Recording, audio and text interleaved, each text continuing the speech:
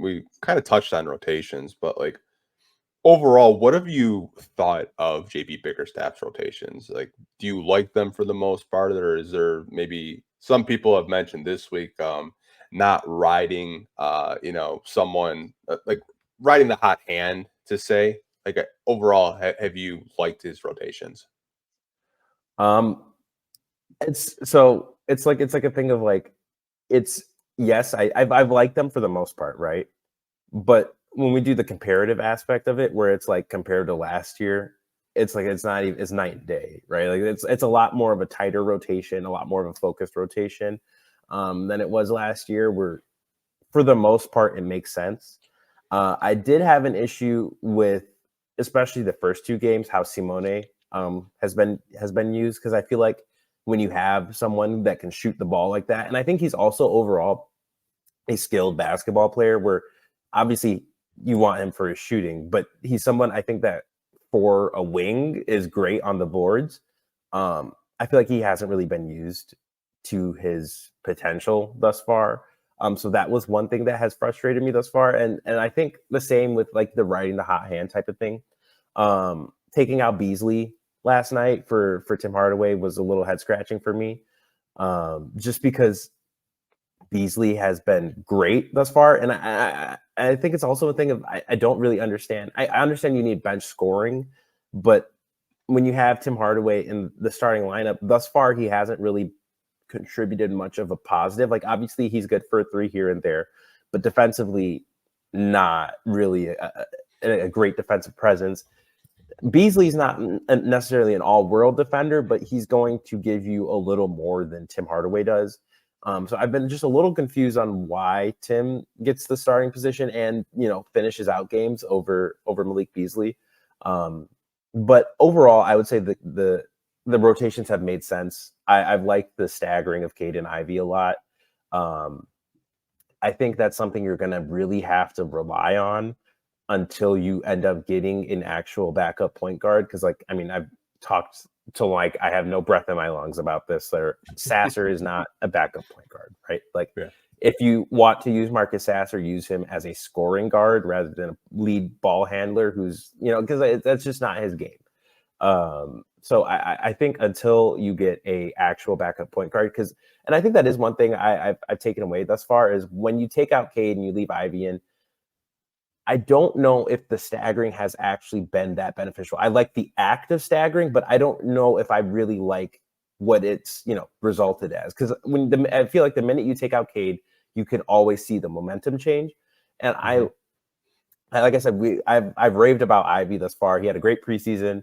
I thought he had a pretty good season thus far, especially last night. But I don't know how much I like his lead ball handling reps. I don't know like how much the offense really looks like it's flowing when he's at the top of the key. You know what I mean? Like I feel like playing him as a shooting guard rather than starting him as like the kind of more off ball creator next to Cade, where they're switching back and forth and into like okay, now you're bringing the ball up the court type of thing.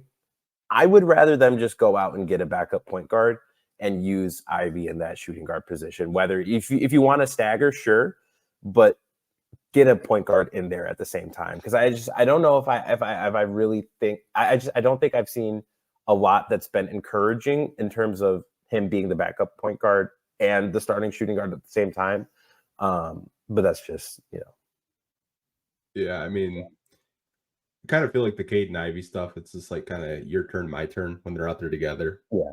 And then like when Jaden's out there, it seems like the offense, the ball moves a little bit more. And it's not to say that Cade doesn't move the ball. It just seems like there's more isolations and not as much, body movement and player movement. But I think that's just because both of them have different styles of play. I still think, together as a backcourt, they've done pretty well. Ivy back-to-back 20-point games, Cade averaging almost, I think he was up until that Celtics game, he was averaging over 30 points a game in 2 games. Small sample size, but I've liked what I've seen out of the backcourt. Overall, like I would have loved to see Simone Fontecchio and Isaiah Stewart close out that game personally, because I thought they were having good games. Stu's on-off rating defensively, like I want to say it was Keith Black who had tweeted it out, and it's like it was really eye opening, like his just impact defensively. But to your point, yeah, you have to get a backup point guard. You have an available roster spot. You have cap space available. Like, why not call and see what Markelle Fultz is doing these days? Like, honestly, I know he's not like a sexy name in terms of like a guy that can, shoot the basketball. But he can facilitate and he's a pretty good defender when healthy. But I think that's going to be their one crutch is if they don't address the backup point guard need, it's going to be really hard for them to win games. Because I don't really think the staggering thing right now is going to work in the long term, in my opinion, anyways. And I'm with you on that. And that's what I mean, where like I think we both can acknowledge that Cade and Ivy have overall worked as a backcourt this year, which that is a huge win in of itself, right? Because like that's been a huge question the last few years. Is like, can Cade and Ivy coexist? Can they work together? Can they be this backcourt of like, kind of like the fire and ice type of thing, where like they complement each other's game and both like it's not a thing where Cade has a good game and then Ivy has a good game afterward, like where they both can have good games. I've liked that aspect of it, but at the same time, I mean, it'd be great if Cade and Ivy played all 82, but realistically, that's not happening. The games where Cade's not playing, you know what I mean? Like who's running backup point or who's starting at point? Is it going to be Ivy? And then, you know what I mean? Like what are we doing here? Where there's games where obviously Cade won't be playing or maybe Ivy won't be playing. What do you do in these scenarios where like, is it going to be like Marcus Sasser point guard minutes? Because then at that point, like it's like I just, and that's the thing of like you do call a Markelle Fultz, or you do. I know they mentioned where Keith Smith said like they're looking at the trade market. You got to figure out something with the backup point guard role, and I think that also contributes to the turnover issue as well, because you're having someone like Jaden Ivey start the game, like I mentioned earlier, where he's like playing next to Cade as a shooting guard. Then Cade checks out.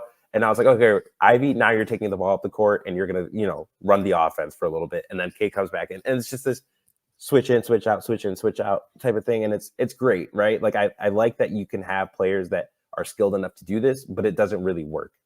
And they're really going to have to figure this out. And I know Markelle would be a good call.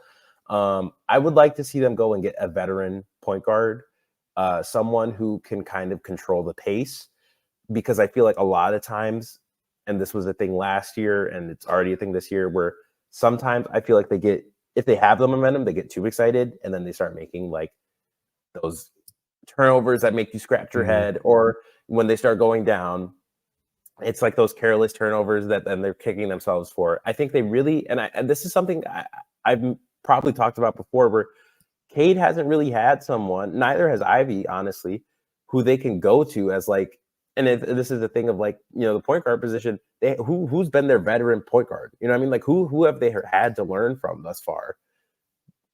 Cade had Corey Joseph, I guess, but like, you know what I mean? Like Corey Joseph was never once in his career in the position that Cade Cunningham is in, as a, all-star candidate, number one overall pick, face of the franchise. Like that's a little bit different than just like, like he had some good minutes with the Pacers and the Raptors. You know what I mean? Like I think they really could benefit from getting someone who has been in these types of positions to come in.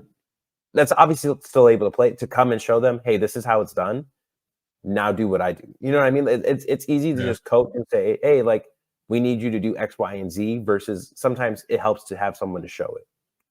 Yeah, like a player, which I don't know if they're going to hold on to him.